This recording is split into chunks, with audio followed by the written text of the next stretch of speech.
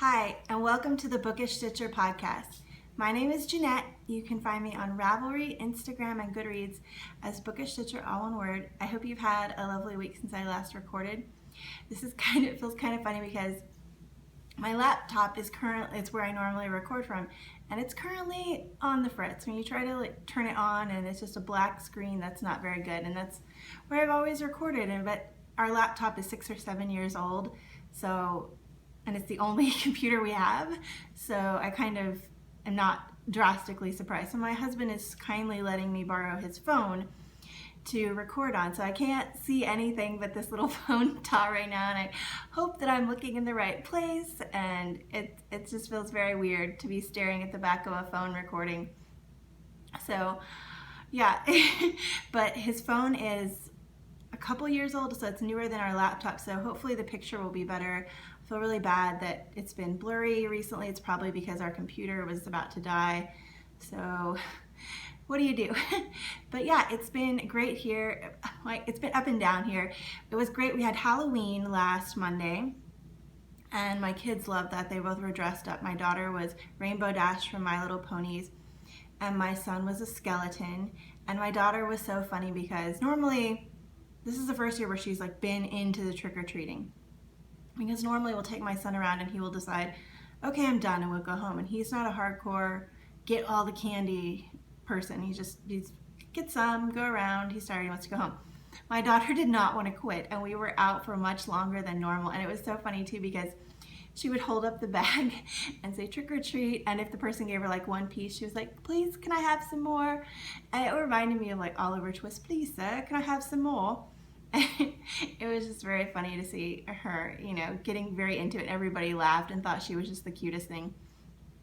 So that was fun, and my mom actually surprised us and came around trick-or-treating with us. And then right after trick-or-treating, my kids got sick. So it was probably the combination of being out amongst all those tons of children and all the germs in the air. And my daughter got a little bit of a cold, but my son got really sick. And at first I thought it was the flu, but then I decided after him being sick for a day and a half, 2 days, that we need to take him into the doctor. And he had strep throat. So he was out of school most this week. And I had a lot of things that I wanted to mail off to you guys, people who won prizes, and I could not go to the post office with him being sick. I couldn't go stand in line, and I didn't want to leave him home being sick and stuff like that. And he's never been left home alone before in his life, and that would probably have been terrifying for him being sick and being left home alone.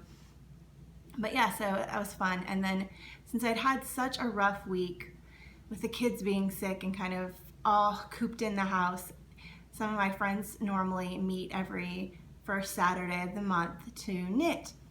And my husband was like, you should go. And I'm like, oh, I don't know. The kids are they're not contagious. They're well again. But I just felt like I wanted to be here just in case anybody needed me. He's like, you need a break. Go out and knit. So I went out and I went knitting with some friends, and you'll see progress that I have on that. And then after that, my daughter got invited to a birthday party, and it was great because the little boy whose mom had the birthday party, she speaks Japanese, and so I got to practice my Japanese. And then later today, my husband and I are going to go, my mom's going to come play with the kids, and my husband and I are going to go to a Russian market, and I'm going to get to speak Russian. So it's been a lovely language weekend where I get to speak languages, which is always a very big love of mine next to knitting and reading. It's just getting to learn new languages. So let's actually get into the knitting. This last week and this week, I've been taking the power back. I've been kind of trying to reclaim. I feel better when I don't have as many whips on the needles, but I just had so many. So been focusing on one thing and then knitting it down and then moving on to the next thing. And so the first thing that I finished, which is going to be a present for one of my really good friends, her daughter. She and her daughter are going to New York for Christmas holiday, and I've made my friend a hat, and then this one is for her daughter. So this is the Weather the Weather hat by Megan Williams, and I hope you can see this nicely. But I did it out of some Spartikles dyes in the first snow color. It's her Joss Whedon worsted, and it's just really squishy. And I wanted a pattern that had a little bit of interest, and I wanted it to be in garter stitch so that the variegated yarn would work pretty well with it. And it kind of spiral pulled. And then I picked up another WIP, and this is the Sockhead hat, and it was out of some mint rain. I believe it's mint rain, and this is in her plum colorway. And I started this at the beginning of September, and I worked on it for a day and got a whole bunch done and then put it aside. So I picked it up and I finished it in 2 or 3 days, and this is for me, and I'm excited. I love this color, and I think it'll be a great tweed hat for in the winter. And fingering weight hats are really great for here in Texas because it doesn't get that cold, so I don't really need very heavy weight hats, but a fingering weight one is great when we go out hiking or walking in the hill country area. So those were my 2 ones that I finished this week. And then normally if I were being monogamous, like I say I'm being monogamous, I would just have 1 project to show you. But something happened, and so I will talk about that just really quick right now. Well, my next project that I picked to work on was the WE envelope, and I posted a picture of that to Instagram. And things haven't gone so well with that. I'll talk about it in a minute. But then my friend who is the designer, Susanna Icy, and if you haven't heard of her, you should definitely go check out her designs. She is amazing. And she has a Ravelry group where she hosts mystery knit-alongs with thousands upon thousands of people in her Ravelry group, and she's been featured all over the place with her designs. And she does a lot of gorgeous giant lace beaded shawls, and I've done her mystery knit-alongs a couple times on the podcast. And so she had this shawl design coming out with this really cool thing. I can't talk about it much, but she needed 1 more test knitter and somebody that could knit it up really fast. And so she thought of me. And so she asked me if I would be willing to be the last test knitter. Everybody else is already done. She just needs me. And so it's no pressure, right? And she was like, oh, I know you'll get it done really fast. You'll get it done like 2 days. But she was kidding, because I personally cannot do hundreds upon hundreds giant beaded lace shawl in 2 days. There are probably some of you out there that could. But so the monogamous on the WE envelope kind of is not on pause because I still plan on working on it, but it's not only that being worked on. So I picked this up, and I forgot the label upstairs. Oh, I don't remember. I will have it, I'll put it in the show notes. I'll make sure to put it in the show notes. I picked it up at a yarn store that's not really local to me, like an hour and a half away, and I really meant to bring down the label. It's totally escaping my mind. But it is a cashmere yarn, and it is so soft. It's gorgeous. So that's what it looks like. It's some purples. And this is in a fat squirrel bag. It's kind of an autumn bag. And I can only show this to you right now because it's just the garter stitch. Next comes up all the lace stuff, and I cannot show it then. So this next week I will be working primarily on a giant gorgeous lace beaded shawl that I cannot show you until the pattern goes out in the awesome place that it's going out. And it's so exciting to be a part of this. So I cast this on yesterday, and I'm pretty proud of what all I've done.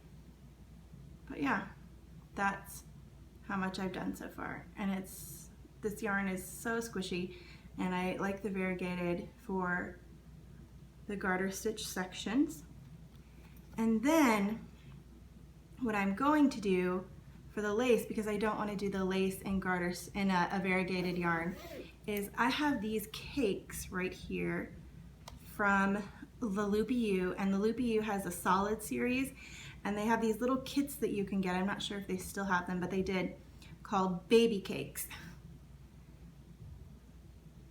And this is one of my baby cake sets that I got a while ago, and this is the purples. And I'm not sure which. I think I'm gonna do 2 or 3 because I might need that much yardage. But I'm not really sure which colors will go with those, but I'm hoping I can find something, or maybe I shouldn't even try to, I feel like I should try to get a purple to match since that is variegated. And I'm gonna pick one of these, or some 2 or 3 of these to go on that shawl for the lace part. And then I have these beads. I just brought down one of the little packs. These are from Auntie's Beads. And this is purple lined amethyst. And they're seed beads. But they're just, I hope you can see this. They're just that.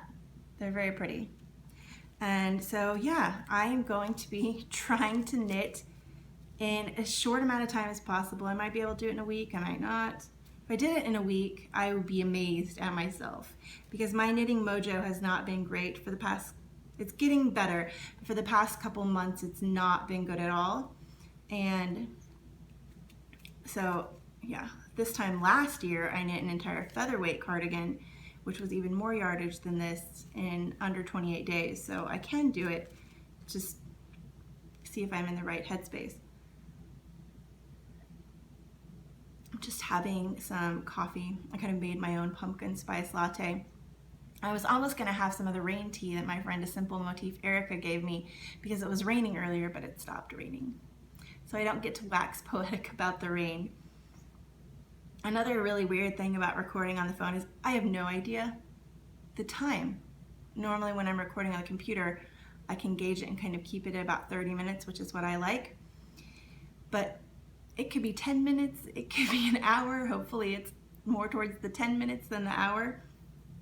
But yeah, so up next, because that giant lace beaded shawl is not going to be able to be taken around places, and the next project I have that I was showing on Instagram, the wee envelope, is not really a good out and about project either because the construction, you need to be paying attention. We'll just say that. So I really need a project that's easy and simple to work on. So in a bag that I absolutely love, that one of my sweet friends who I met, there's a viewer of the podcast, gave me, this gorgeous leaf bag, and it's perfect for November. And the inside is so beautiful. I am working on Lady M's socks, and this is from Sheep Dreamery, and this is in the Pop Rocks colorway. And it's in a ball because I thought it was self-striping, but it's not, and I should have known better. These are going to be the socks that I take when I'm running my kids around to different school things or waiting in pickup line because I can't knit a giant lace beaded shawl. Some of you probably can. I would mess it up completely. But here's where I was. This is in a little gnome knitter, the gnome knitter little progress marker. But there's where I was last time. There's how much I've knit. I just picked these up yesterday for when I was at the birthday party. So I knit like an inch, 3/4 of an inch at the birthday party, and that was really it. So those are going to be worked on until they're done. Then next comes the kind of sad thing. So I've been working on the wee envelope, and I am making this for Aubrey, for her little boy, who, congratulations Aubrey, he was born in October, mid-October. And so I need to get this done, even though I'm making the 3 to 6 month size so that I have some wiggle room. But I was knitting along on this, and I had posted a picture of Instagram, how much I had done, and I had still worked more after that, and I had the entire one sleeve done, the entire yoke done, and then I was getting ready to do the next sleeve. And there was no hole for the arm. And I'm pretty sure Aubrey would like 2-arm sweater. You know, her baby has 2 arms, so it only makes sense that the sweater should have 2 arms. This is the sweater. And so I went back and good old Ravelry, went to Ravelry and clicked on the pattern and then clicked for helpful notes. And people had said that there was a blog post about this because a lot of people, I guess, have had problems with the construction. So I went to the blog post, but none of the blog post things had been actually put back into the pattern, which probably would have been helpful because so if you buy the pattern, it's all in the pattern and you don't have to go to several different places. And so I went to the blog post and I'm looking at the step that I'm on, trying to start the next sleeve. And my stuff looks perfect. And I'm like, okay, what's going on? It looks fine. And so I'm going back into Ravelry reading, like, has anybody else not had an armhole? What's going on here? And somebody said that they had realized that they had not picked up the stitches right. I was like, how do you not pick up stitches right? Because it just said in the pattern, like, pick up stitches. It didn't say where, so I just picked them up in the straight line that I thought that it looked like.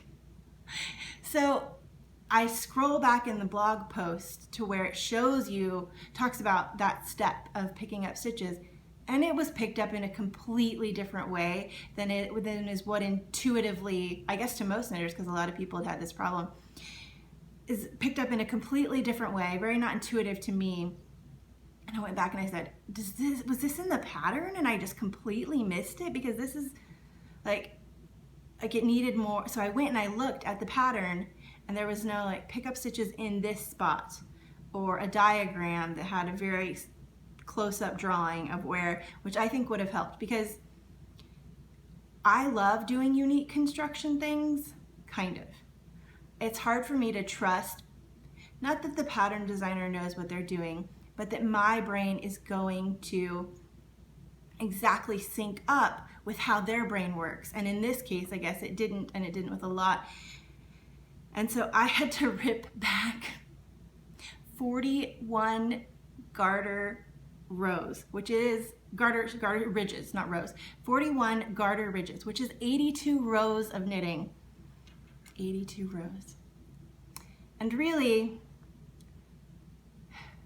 there were only a few, like 30 stitches on the needle each time, but still 82 rows. And this is in a bird legs bag, if you can see that. But so I'm gonna keep working on it. In between, I've decided I'll do like a couple rows on the shawl and then a couple rows on this, since the rows on this are so quick. But yeah, so I have had massive negative knitting, and I never, ever, ever pull out for mistakes. But not having an armhole is kind of a mistake that you have to pull out for. It's not like a switched cable or a missed yarn over or something that you can just fudge in the pattern. No, you can't fudge. I guess I could have steeked it, but I don't even know. But so here's the first arm. And here is the, I believe, the front of the yoke. And there's all the yarn wound just down there haphazardly. And I started the back part. So, man, I wish I hadn't had to do that, because I was so on a roll. I would have basically been done with it tonight with how I had lined up, how I was working on it. It would have been done and been able to mail off to Aubrey, what do I keep saying? I'm thinking of Audrey Hepburn because of the yarn line, but would have been able to mail off to Aubrey on Tuesday, and now it's not going to be. And I love Isolde's, I've knit tons of them, and normally she's spot on, excellent, amazing detail. So this is not something that I've come across with her patterns before, but I would have loved another diagram or a couple more words. But you know, good old Ravelry, those Ravelers are always there to help you when you need it, which is absolutely one of the things I love about Ravelry, because if we didn't have that, you know, I could take this to the yarn store, or something like that, to get help on it. But if they haven't knit the pattern and it's not intuitive to them too, you know, it's hard to find out. So yeah, that is all of the knitting. Now I wanted to show you guys, because last week I showed you the spinning that was so crazy kinked up. It was so energized. And so I wanted to show you what it looks like after a bath. And I did not weigh it. I should have weighed it down. I have this little made of Connects. My husband is amazing at making anything out of Connects. I'm recording on a tower of Connects right now with a phone stuck in it. But so I have this thing that holds it down with Connects, and it has a cup built into it that my husband so geniusly did, go engineers, to where it collects the water, and as it collects the water, it weighs it down even more. He's brilliant. But so I didn't do that because I didn't even think about it. I just laid it on the drying rack for the yarn. But even still not weighing it down, which I probably might give it another bath and weigh it, the kink is like, so last time it was completely kinked up so much, and this time it just lays. There's a little bit of twisty bits, but the kink is gone. Like it's just sitting there nicely. So that is the miracle of a silk yarn, and it will just continue to get more and more drapey. Like I said, if I had weighed it down, then it would have probably had no kinks in it at all. So it's lovely, and I still need to ply my Hello yarn. I didn't do any plying.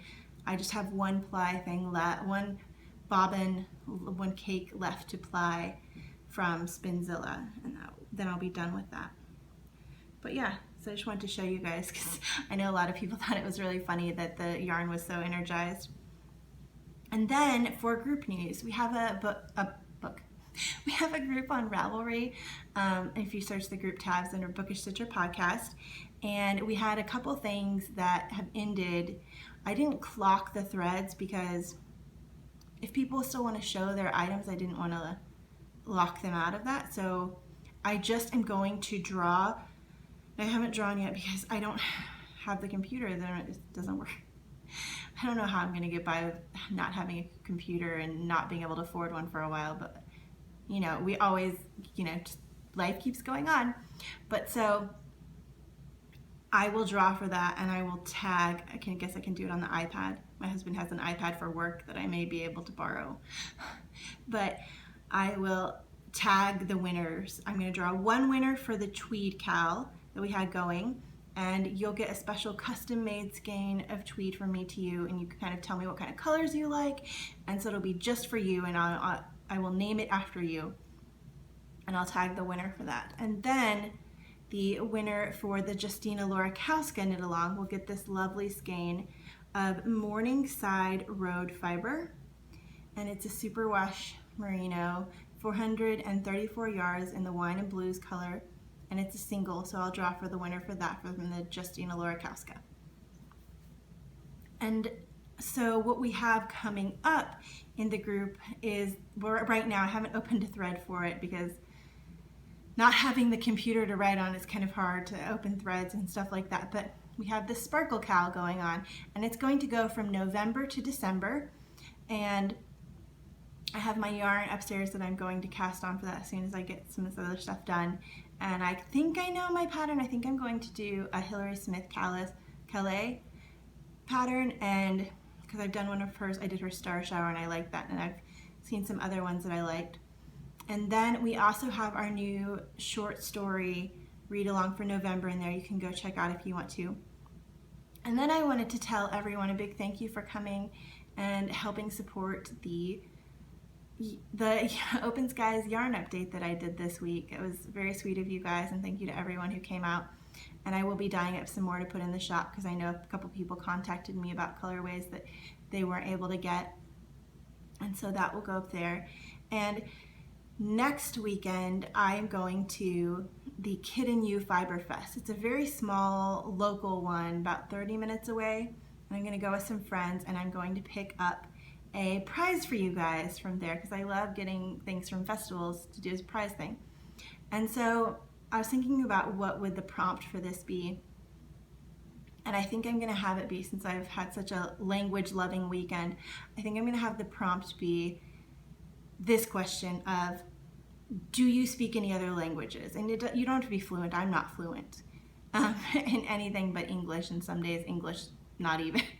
But I would call myself tourist fluent, to where if you dropped me down in the country, I could get food, lodging, have basic conversations, buy train tickets, get a hotel, you know, that kind of thing.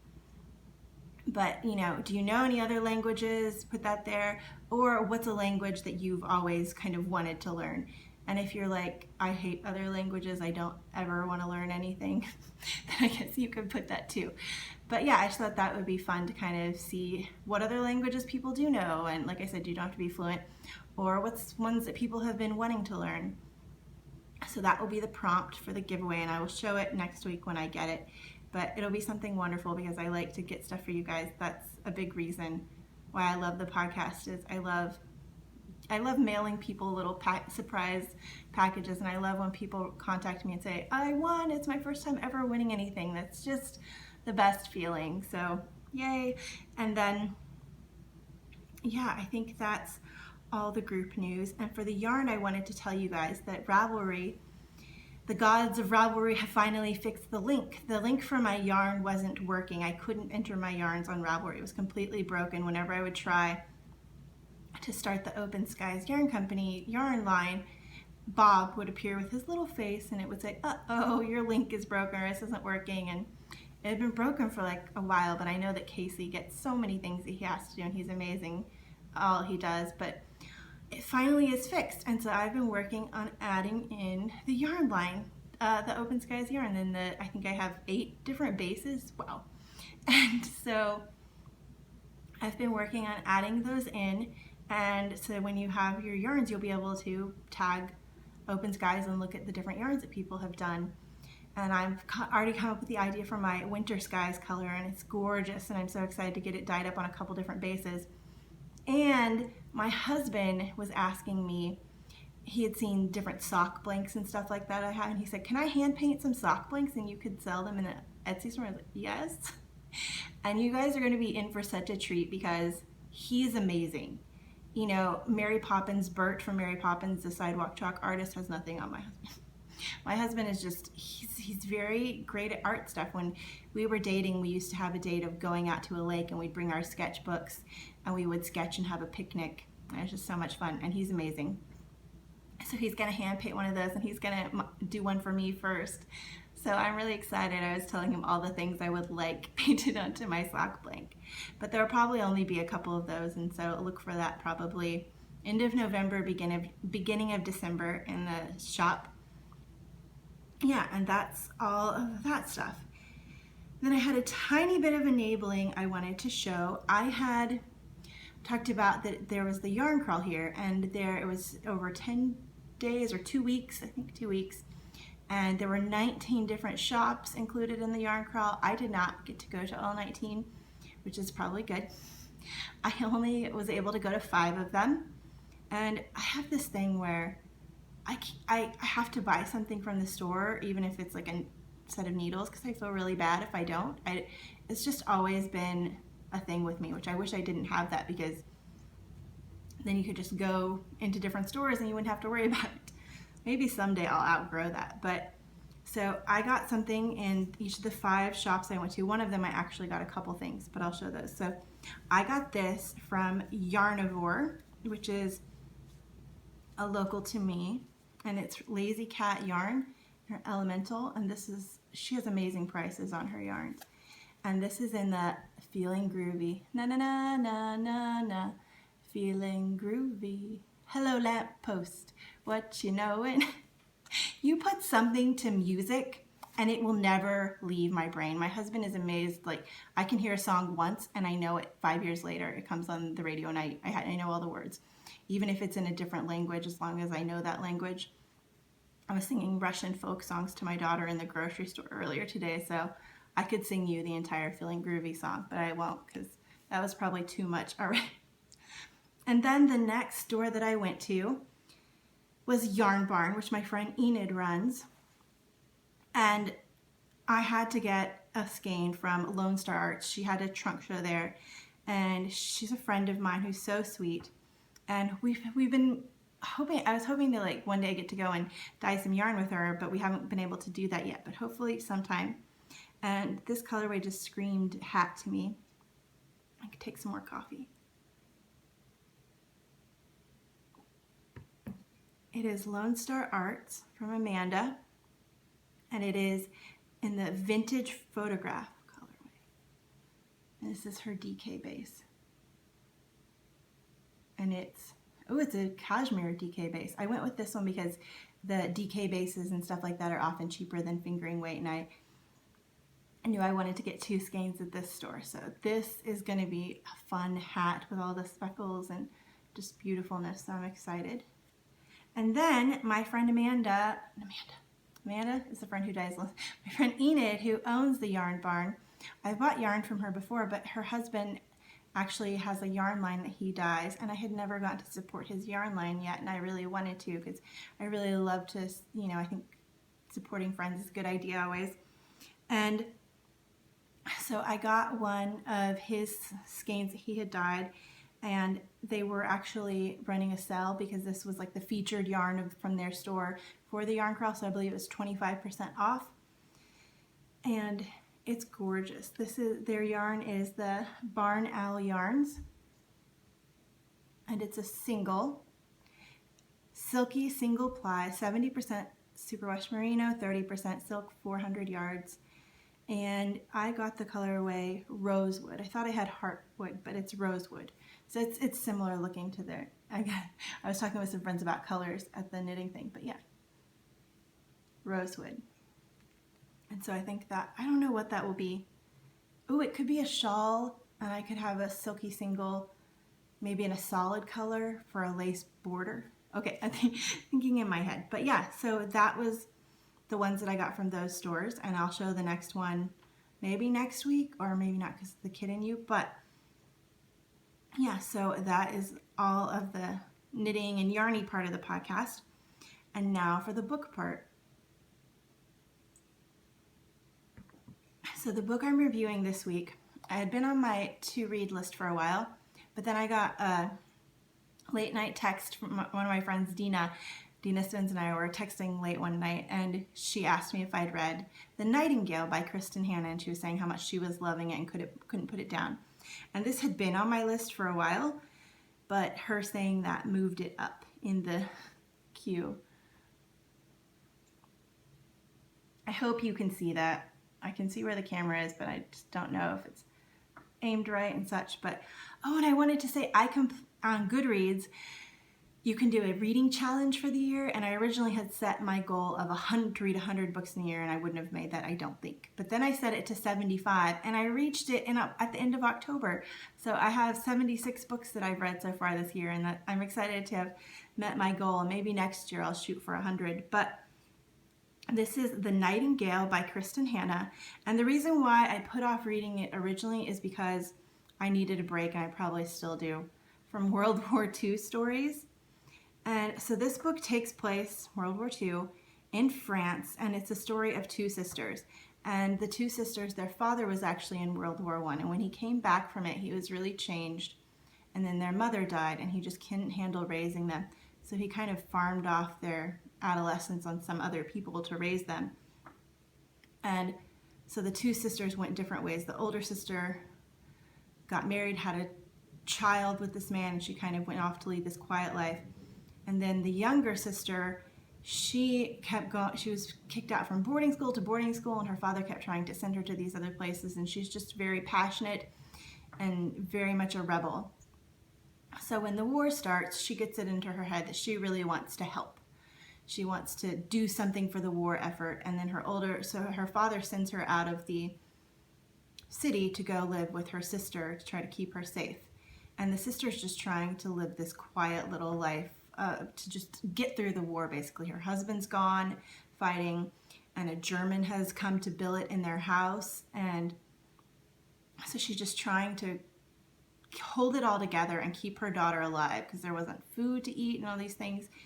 And then the younger sister, Isabel, wants to go fight and wants to figure out a way. So she leaves her sister and goes off to basically join the French resistance, and it goes into all that, and it's titled The Nightingale because that was kind of her code name.